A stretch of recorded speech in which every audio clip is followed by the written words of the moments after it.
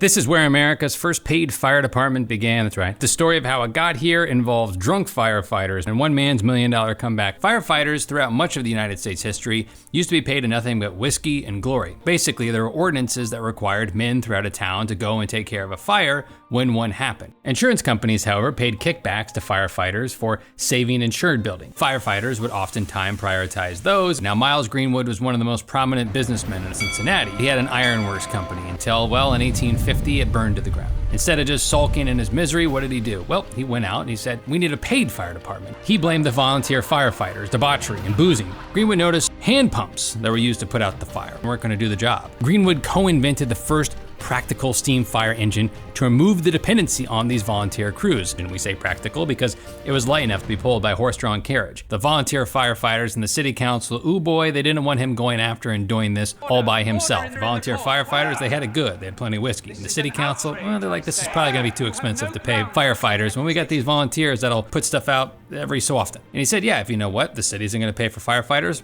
hey, I'll do it myself. He put paid people in charge of using these machines. The difference, well, was incredible. 4 minutes is what it took to produce the steam, which fired the engine that pumped the water, versus over 20 minutes for older engines. A man who lost everything refused to cower and go off into the night. He used his know-how and resources and turned a fire loss into the first formidable firefighting brigade the United States had ever seen.